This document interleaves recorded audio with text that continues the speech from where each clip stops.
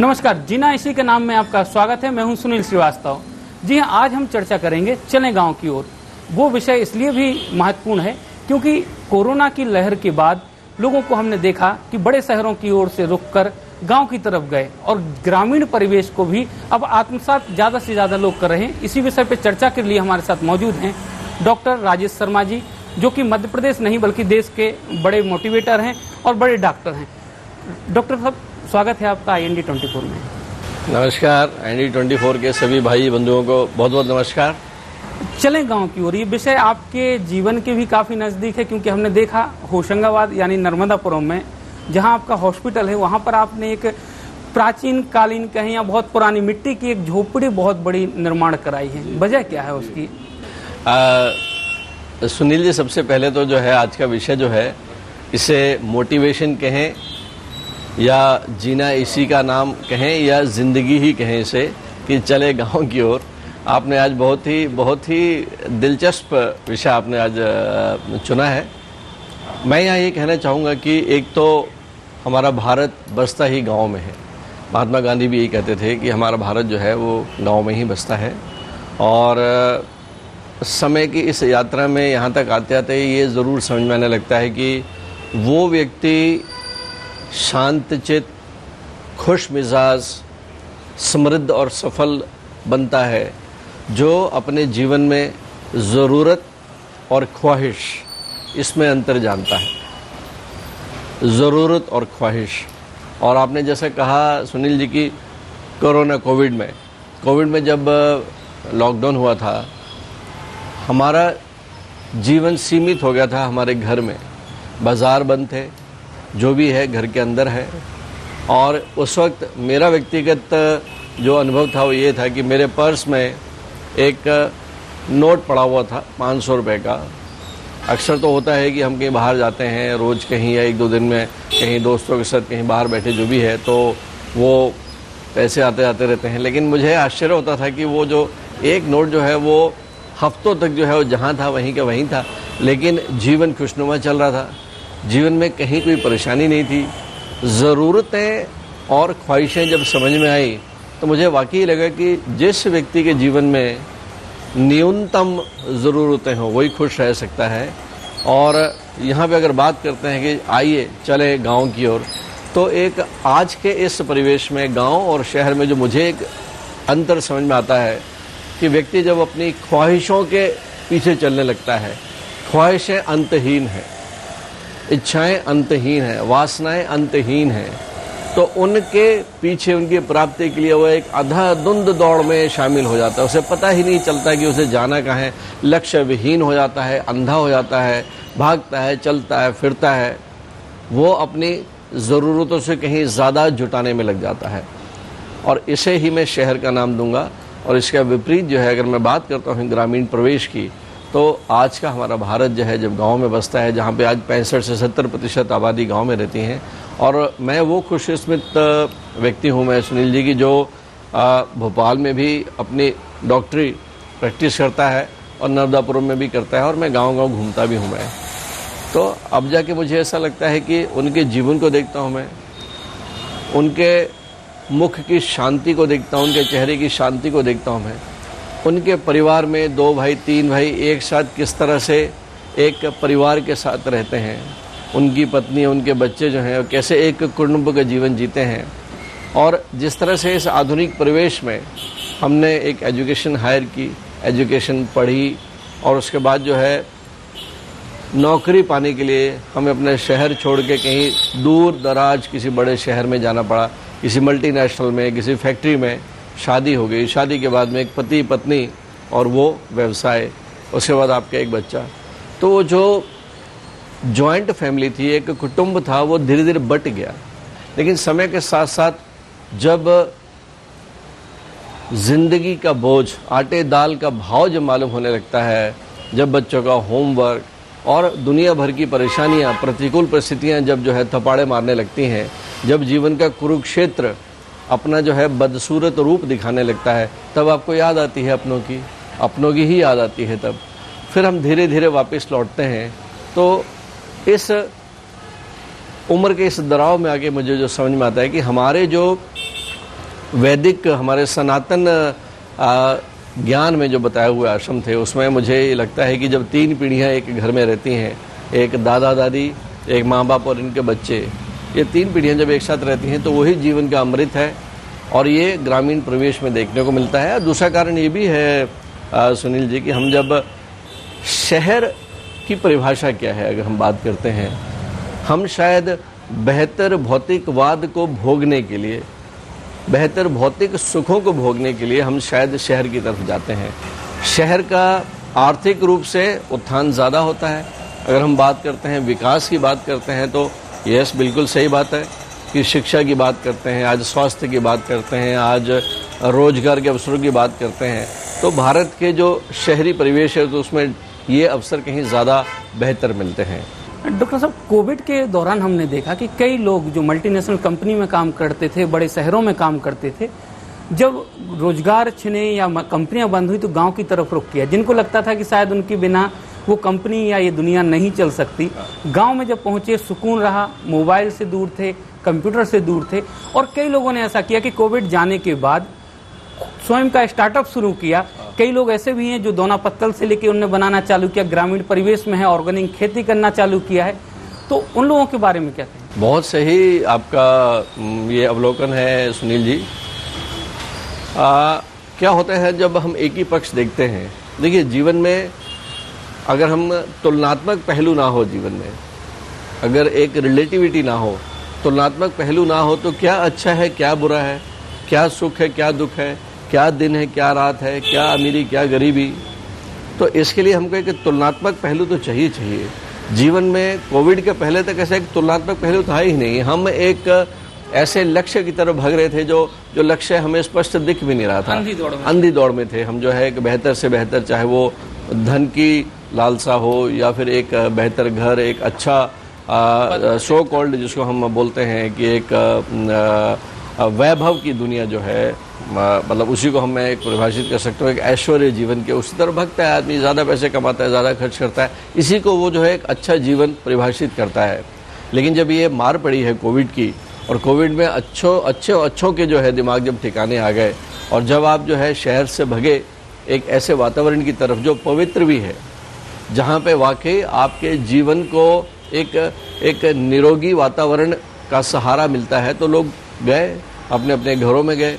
जो घर में थे, जब आपको घर में बैठ के ही काम करना है तो लोगों ने चुना जाके कि जो है जो उनके पीछे से जो उनका परिवार था, वो जब गांव का परिवेश देखा है तो देखिए प्राकृतिक रूप से ईश्वर प्रदत्त जो ये शरीर है, जो हमारा नेचर है, वो इस वास्तविक नेचर से तो वो लिंक करेगा। वो संगीत में जो एक तार से तार जुड़ता है, जो असल है वो तो यही है कि हम प्रकृति का ही एक अभिन्न अंग है, और प्रकृति की गोद में हम जब अपने आप को समर्पित कर देते हैं तो वो चीज़ें मिलने लगती हैं। वो एक अनुभव है, वो अनुभव है, वो हमको आत्मा से अनुभव करना पड़ता है। वो एक स्थूल, एक टेंजिबल चीज़ नहीं है, उसे वो अनुभूति है। जैसे हम, तो यही चीज़ जो है, जब जो लोग जिन्होंने कि अमेरिका में काम किया, जिन्होंने बड़े बड़े शहरों में काम कर लिया, एक प्रकार से एक भौतिक भोग को पूर्ण होने के बाद जब उनको ये एक्सपोजर मिला कि कहीं अपने गांव में जाके जब वो बैठ के काम करना मिला, तो वो जो आनंद की प्राप्ति है, वो आनंद की प्राप्ति उनको इन भौतिक वस्तुओं में नहीं मिली। तो धीरे धीरे उनका पलायन होने लगा। और जैसा मैंने कहा कि जब ज़रूरत और ख्वाहिश में फ़र्क समझ में आ जाता है कि हमारी ज़रूरत क्या है। आप अपनी ज़रूरत की चीज़ें अगर आपके पास हैं तो बाकी बचा हुआ जीवन जो है वो आप अपनी क्रिएटिविटी में लगाते हो। आपका जो इन्फिनिट पोटेंशियल है, आप उस तरफ ध्यान देते हो, आप धीरे से आध्यात्मिक होने लगता है। अध्यात्म की परिभाषा मेरे लिए केवल और केवल है कि मैं जब अपना अध्ययन करता हूँ, मैं अपनी आत्मा का अध्ययन करता हूँ, यही अध्यात्म है। मैं असल में क्या हूँ? क्या मैं केवल और केवल डॉक्टर राजेश शर्मा हूँ? आप क्या केवल और केवल सुनील श्रीवास्तव हैं? नहीं, ये तो नामकरण हो गया। ये तो इस जन्म में जो मेरा जो रोल है, वो नाटक के ऊपर 3 घंटे का जो रोल है वो है राजेश शर्मा का। लेकिन असल में तो जो है मैं उस एक बहुत बड़े पोटेंशियल का छोटा सा यूनिट हूँ जिसका पोटेंशियल बहुत ज़्यादा है। तो ये सीमित से असीमित होने की जो जर्नी है, ये हमको पता चलती है हम जब गांव में जाते हैं, उस गांव के परिवेश में मिलता है। क्योंकि वहाँ पे ऊर्जा जो है, वहाँ पे तम नहीं होता या ना के बराबर होता है, रज कम परेशान करता है, सात्विकता ज़्यादा है। और इसका विपरीत मिलता है शहरों में। तम से भरा हुआ जीवन है, लेट उठना, लेट सोना, इसका बिल्कुल विपरीत होता है। और इसको सर्केडियन रिदम के आधार पे भी अगर सुनील जी बात करते हैं कि आज देखेंगे गांव में अक्सर लोग जो है सूर्योदय के पहले उठ जाते हैं ब्रह्म मुहूर्त में। आपको बहुत लोग मिल जाएंगे जो कब उठते हो भाई, 4 बजे उठ जाते हैं। कब सोने जाते हैं, 9 साढ़े 9 बजे सो जाते हैं। जी, क्या ये कल्पना कर सकते हो? यहाँ तो 9 बजे लोगों की शाम भी नहीं होती, शाम ही लोगों की रात में 10-11 बजे होती है। तो जीवन का उल्टा पुल्टा सब चलता है शहर में। अगर हम खाने पीने की भी बात करें डॉक्टर साहब, तो जैसे हमने देखा कि पहले गांव में भी और हमारे घरों में भी पीतल के, तांबे के बर्तनों में हम खाना खाते थे। उनके जो गुंडे या मटके होते थे उनमें पानी पिया करते थे। लेकिन धीरे धीरे परिवेश बदला, एल्यूमिनियम, स्टील आगे। अब धीरे धीरे हम देख रहे हैं कि तांबे के हो या पीतल के गुण बताकर, वैज्ञानिक गुण बताकर अब लोग उसकी तरफ फिर लौट रहे हैं। वापस आ रहे ना, बिल्कुल सही है। देखिए, मैं तो यहाँ पे ये मेरा तो इसको श्रद्धा के साथ में पूर्ण विश्वास, चाहे इसे अंधविश्वास कह लें, कि हमारी भारतीय जो इतनी माइथोलॉजी है, ज्योतिष शास्त्र है, वास्तु है, या हम जब, मुझे याद है कि हम बचपन में जो है जब रेल यात्रा में कभी जाते थे तो नदी के ऊपर से निकलते थे तो माँ जो है वो सिक्के जो है उठा के भेजती थी। उसको तांबे के सिक्के चलते थे। तो ऐसा क्यों? वो एक साइंटिफिक रीज़न है कि हमें जिस मेटल की कमी है, जिस एलिमेंट्स की कमी है शरीर में, वो कहाँ से मिलेगी। धीरे धीरे जैसा आपने बताया कि तांबा, पीतल जैसा सब खत्म हो गया। हमारे यहाँ हमारे घरों में जो है, जो हमारा जो बाजरे की रोटी, ज्वार की रोटी, चने की रोटी, एक मिक्स अनाज की रोटियाँ खत्म हो गई। हम सारे के सारे ब्रेड खाने लग गए, पिज़्ज़ा खाने लग गए, पास्ता में, मतलब जीवन जो है किस तरह से दूषित हो रहा है। ये तो मतलब बड़ा ही एक चिंता का विषय ज़रूर है। लेकिन ये आज भी अगर गांव में चले जाते हैं तो गांव की हमारी जो माताएं बहनें हैं उनके काम करने का तरीका देखें, चाहे वो गाय, घर के जो पशुधन है उसकी सेवा करना हो, चाहे खेत में जाके फसल काट के बोरी उठा के घर पे लाना हो, तो उनका शरीर, और मेरा व्यक्तिगत अनुभव यह है कि जितना मुझे शहरों में विकार और विकृतियाँ, बीमारियाँ मिलती हैं, उतनी गांव में नहीं है अपेक्षाकृत आज भी। लोग, हम देखें युवाओं की बात करें, अगर शहरी युवाओं की, भले ही पैसा और पद बड़ा मिल गया लेकिन उसके साथ उनको बीमारियां भी मिली, डिप्रेशन में रहते हैं, डायबिटीज के भी शिकार हो रहे हैं युवा। क्यों? इसकी वजह क्या मानते हैं? इसकी वजह, बहुत वजह तो यही है कि जब हम एक नेक थ्रोट कंपटीशन है, बोलते हैं ना, एक नेक थ्रोट कंपटीशन है, एक प्रतिस्पर्धा है। तो प्रतिस्पर्धा का दुष्प्रभाव क्या होता है सुनील जी, कि तुम्हारी कमीज मेरी कमीज से सफेद क्यों? आगे बढ़ना है जीवन में, उनका कैरियर, उनके कैरियर में तरक्की, प्रमोशन, और घर में एक अंधाधुंध जो है घर के बच्चों की ज़रूरत पूरी करना। आपने एक फ़ोन ला के दिया, बोले नहीं मुझे तो एप्पल का फ़ोन चाहिए, बिटिया ने वो फ़ोन फेंक दिया। आप अपने घर के परिवार के बच्चों की ज़रूरतें पूरी करते करते आपके कंधे दुखने लगते हैं। ठीक है, आपके ऑफिस में, आपके कार्यालय में जो है प्रतिस्पर्धा, वो धीरे धीरे जो है, इस बार छुट्टियों में हम कहाँ गए थे पता चला, हम तो आज दुबई गए थे। अब आप जो है वो घर में जब बच्चे लोग डिस्कस करते हैं कि उनके पापा वो बच्चों को जो है वो फलानी जगह ले गए, आप क्यों नहीं लेके जाते? क्या कर रहे हो आप अपना जीवन जो है दूसरों को दिखाने के लिए जी रहे हो। आप लोग क्या कहेंगे? आप अपनी ज़रूरतें तो छोड़ दो। आप, मैंने कहा ना जैसा आगे, आप अपनी असली ज़िंदगी भूल के एक आडंबर की ज़िंदगी जीना शुरू करते हैं, जिसका दुष्प्रभाव पड़ता है, क्योंकि आप जो है तनावग्रस्त रहते हैं। शहर की भीड़ भाड़, समय पे जाना, अनुशासन, पंक्चुअलिटी नहीं पूरा कर पाते, और उसका कारण होता है कि कहीं ना कहीं आपका जो मन जो है, चिंतन होना अलग बात है, बट चिंतन के बाद जो चिंताएं हैं वो सीधे चिंता का कारण बनती है। यही कारण है कि आज जो है एक युवा 21-22 साल, 23 साल, 25 साल के युवा को अगर हार्ट अटैक आ रहा है, कैंसर की बढ़ती हुई संख्या, जनसंख्या देखते हैं आप, किसी हॉस्पिटल में चले जाइए, टाटा हॉस्पिटल में चले जाइए, तो ऐसा फर्शों पे पड़े हुए पेशेंट मिलते हैं। क्या है ये? किस तरह का जीवन है मनुष्य का? और उसके बाद बात करते हैं diabetes, hypertension, migraine, anxiety, depression. आए दिन पेपर में पढ़ते रहते हैं साहब कि 14 साल की बच्ची, 18 साल का बच्चा, माँ बाप से कुछ डिमांड पूरी नहीं हुई, अपनी सुसाइड कर ली। क्या है ये? कैसा चल रहा है? हमारे संस्कार जा कहाँ रहे हैं? कहाँ जा रहे हैं हम? ये शहरों का दुष्प्रभाव है। आज साइंस ने इस हद तक जानकारी हासिल कर ली है कि इंक्यूबेशन पीरियड कुछ बीमारियों का होता है, जैसे कोविड की बात करते हैं, कोविड का वायरस जब शरीर में प्रवेश करता है तो उसके लगभग 10 दिन के बाद में बुखार या लक्षण आते हैं। ये बीच के पीरियड को सुनिए जी इंक्यूबेशन पीरियड कहते हैं। अब साइंस ने ये पता लगा लिया है कि जो नॉन कम्युनिकेबल डिजीजेज हैं, मतलब चाहे ब्लड प्रेशर हो, चाहे कैंसर है, डायबिटीज़ है, माइग्रेन है, इरिटेबल बाउल सिंड्रोम है, ये तनावग्रस्त जितने रोग हैं इनका भी इंक्यूबेशन पीरियड है और वो इंक्यूबेशन पीरियड सालों में है। अगर आज जो है 40 साल के व्यक्ति को हार्ट अटैक होता है तो उसका कारण जो है वो जब 20-22 साल 25 साल का था ना, तब उसके शरीर में वो बीज आ चुका है। उसे डायबिटीज़ होनी है, उसे ब्रेन ह्यूमरेज होना है, उसे पार्किंसन होनी है, एल्जीमर्स होनी है। ये सारी की सारी चीज़ें जो है इस आधुनिक जीवन शैली के दुष्परिणाम हैं।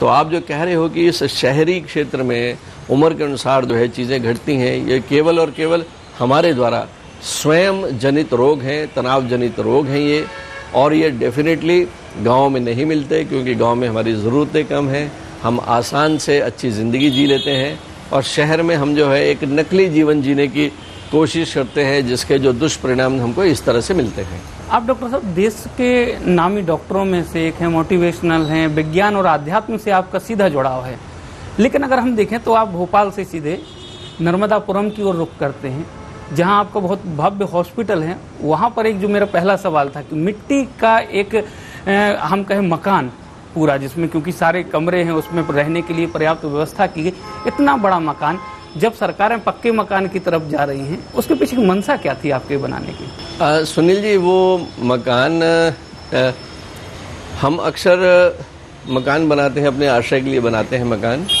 और मैं चूँकि बहुत से गाँव में भ्रमण करता हूँ, मैं हर तरह से हर जाति के छोटे बड़े सभी लोगों से मिलता हूँ, उनके घर में उनके जीवन को कुछ नज़दीक से जाके देखना पसंद करता हूँ। तो जब जब मैं गांव गया और जब जब जो है मैं जो आर्थिक रूप से कहीं जो कमज़ोर व्यक्ति थे जिनका घर जो है मिट्टी का बना हुआ, मैंने जब जब वहाँ पे जाके बैठा, मैंने अपने आप में एक अलग सा एक हृदय में एक स्पंदन महसूस किया। ये एक सबकॉन्शियस माइंड में था ये, और बचपना भी मेरा गांव में बीता हुआ है, हम भी इस तरह से ही स्कूल में बड़े हुए हैं।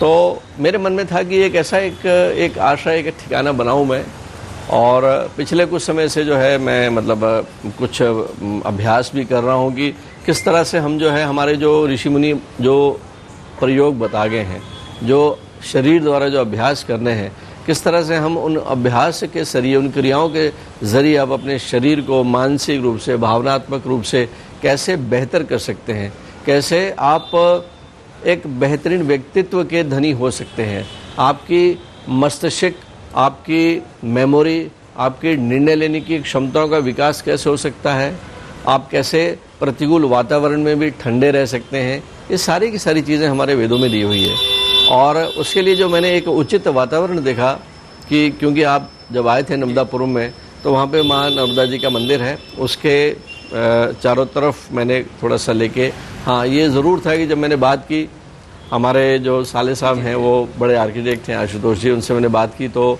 बस बातों बातों में शुरू हुआ। और सच में मैं यहाँ कहना चाहूँगा कि आपने चूँकि भ्रमण किया है, मुझे तो लगता है कि वो एक साधना का कक्ष बन गया। उसका नाम भी हमने तपोवन दिया है, क्योंकि मैं ऋषिकेश जाता हूँ तो एक स्थान है लक्ष्मण झूला, तपोवन कहते हैं। तो सच में एक तो मंदिर है, मंदिर की घंटी बजती है, मंदिर में अभी श्रावण सोमवार है तो पार्थिव शिवलिंग का निर्माण हो रहा है, नर्मदाष्टक होता है, रुद्राष्टक होता है। तो एक वातावरण में एक ध्वनि की तरंगे तो हैं ही हैं, लेकिन कितने लोग आते जाते हैं मंदिर में एक अच्छे भाव के साथ में, तो आसपास की ऊर्जा, और उसके बाद जो है हमारी माँ पृथ्वी पूरी तरह से ऐसे सॉइल से बना हुआ, जिसमें कि लोहा, सीमेंट, रेत बिल्कुल भी नहीं है। और हमने जो है वहाँ से जो हमारे भाई हैं केसला और सुक्तवा के जो हमारे आदिवासी भाई हैं, उनसे हाथ पैर जोड़ के उनको बुला के हमने ये इसका निर्माण कराया। तो वाकई वो एक शहर का एक चर्चा का विषय भी है, लेकिन मेरा व्यक्तिगत अनुभव है कि हम जब बैठते हैं वहाँ पे, सच में आप एक अलग वातावरण में चले जाते हैं। वहाँ पे आपके मानसिक बिखराव जो है ना वो केंद्रित होने लगता है।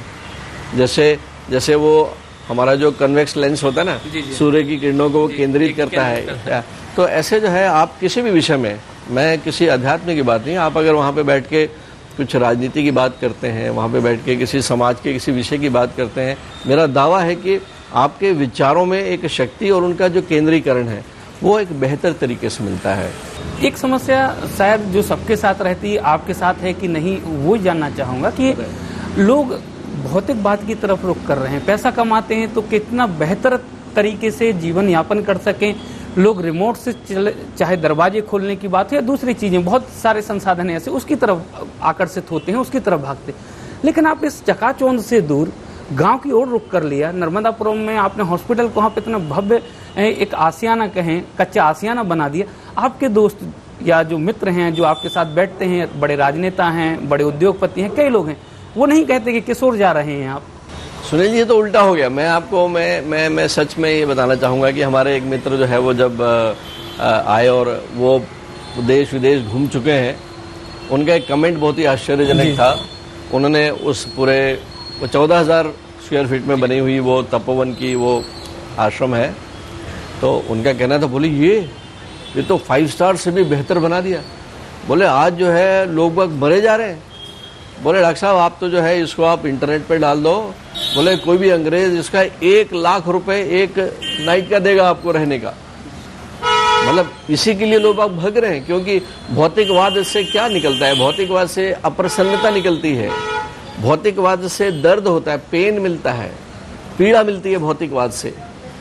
आप केवल इंद्रियोजनित सुख के लिए जो है आप उस तरफ भगते हो, लेकिन जो इंद्रियोजनित सुख है वो अल्पकालिक होते हैं, अल्पकालिक है। वो थोड़ी देर का आनंद जरूर देंगे, लेकिन उसके बाद विषाद आता है, डिप्रेशन आता है उसके बाद में।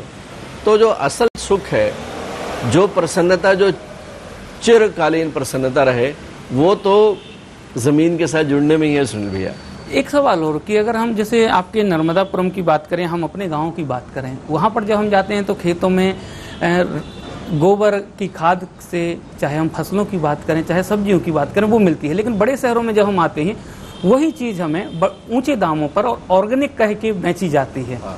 उस समय लोगों को उस चीज़ का महत्व पता नहीं होता, लेकिन जब हम शहर आते हैं तो महत्व लगता है। लोग ऑर्गेनिक की तरफ इतना बड़ी पैमाने पर रुख कर रहे हैं, उसकी वजह क्या है? ये तो एक साइकिल है, साइंस का, टेक्नोलॉजी का एक साइकिल है सुनील जी। देखिए, हम जब भौतिकवादी दुनिया में रहते हैं तो उसमें प्रॉफिट, लाभ जो है, लाभांश, प्रॉफिट, परसेंटेज ऑफ प्रॉफिट, ये बहुत बड़ा मायने रखता है। हर व्यक्ति जो है वो उस टेक्निक की तरफ जाता है कि कैसे भी करके उसका जो बॉटम लाइन है, उसका जो है प्रॉफिट ज़्यादा होना चाहिए। और इससे प्रॉफिट के चलते जो टेक्नोलॉजी है वो तरह तरह के रसायन, कृत्रिम रसायन बना के फलों का आकार बड़ा करना, अपने प्रोड्यूस को ज़्यादा करना। तो ये रसायन आधारित खेती हो, रसायन आधारित जो फसलें हों, वो आई, लोगों ने उसमें पैसे भी बनाए। फिर पैसा बनाते बनाते फिर समय के साथ साथ में देखा कि अचानक से जो है बाढ़ आ गई बीमारियों की। मार्केट में जो सब्जियां मिलती हैं उसमें जो पेस्टिसाइड्स है, जब फर्टिलाइज़र यूज़ की हुई है, उसका असर जो है हमारे कोशिकाओं पे होता है, तो वो बीमारी की तरफ ले जाती है। कैंसर जो है उसका एक बहुत बड़ा जीता जाता एग्जाम्पल है। तो विदेशी तो फिर से इस तरफ आ गए। अब हम जब बात करते हैं जैविक की, तो मैं यहाँ पे ज़रूर कहना चाहूँगा कि हमारे किसान भाई पूरी तरह से जैविक इसलिए नहीं हो पाते क्योंकि जैविक उत्पाद जो है वो कम होता है और उसका बाज़ार में उतना मूल्य नहीं मिलने से किसान नहीं जैविक को अपनाते। आपकी चैनल के माध्यम से मैं यहाँ पे ये भी गुजारिश करना चाहूँगा कि समाज के सारे वो लोग जो सक्षम हैं कि आप अपने घरों में जैविक उत्पाद लें, और अगर उसका जो मूल्य है वो बाकी उससे अगर ज़्यादा है तो उसे स्वीकार करो, क्योंकि वो किसी ना किसी आपके भाई के पास ही जा रहा है। तो धीरे धीरे जो है अगर हम जैविक अपनाते हैं तो विश्वास करिए कि मन से, तन से, हर तरीके से जो है आने वाली पीढ़ी जो है वो भी स्वस्थ रहेगी। आपने बहुत अच्छा मुद्दा उठाया ये कि हमें जो है जैविक पे, धीरे धीरे जैविक पे आना चाहिए। इस भौतिकवाद की इस बीमारी को हमको नष्ट करें, इससे दूर रहें। दूसरा, क्योंकि जो हमारा विषय है चलें गांव की ओर, वो सिर्फ मैंने इसलिए लिया क्योंकि वो विषय और फिर आपकी जो आपने मिट्टी का वहाँ आसियाना बनाया, तपोवन बनाया, वो इसलिए क्योंकि कई लोगों को हमने देखा गांव से निकलते हैं, पैसा कमाते हैं, बड़े शहरों तक ही रह जाते हैं और फिर कभी कभार ही जब कभी रिश्तेदारी में शादी या कुछ होता है उस दौरान आते हैं। लेकिन आप एक रोल मॉडल हैं यहाँ पर युवाओं के लिए भी, क्योंकि आपने जब यहाँ पर सक्सेस आपने राजधानी में पाई, उसके बाद आप वापस लौटे और उस क्षेत्र के लिए आप बहुत कुछ कर रहे हैं। लोगों को बता रहे हैं कि किस प्रकार से ऑर्गेनिक काम करना है, ऑर्गेनिक खेती करनी है। लोगों को आप बता रहे हैं कैसे पुराने तरीके से ग्रामीण परिवेश में जीना है, ये बेहतर है। तो युवा जो भटकता है या जो बड़े शहरों में या विदेशों में गया, उसके लिए गांव से जुड़ने के लिए क्या आपका संदेश है? यहाँ पे मैं तो युवाओं को ये बात कहना चाहूँगा कि युवा मतलब ऊर्जा के बम है, वो एनर्जी के बम है, वो बम जहाँ फट जाए वहाँ पे जो है वो पूरा आमूल चूल परिवर्तन कर सकते हैं। कमी है केवल और केवल संकल्प की कमी है। यहाँ हम जो है जब अगर हमारे में सामर्थ्य तो ठीक है, अगर उद्यम नहीं है, अगर वो इंथुसियाज्म नहीं है काम करने का, तब हम कई तरह के बहाने जरूर बना लेते हैं कि साधन नहीं है, जॉब नहीं है, वगैरह वगैरह वगैरह।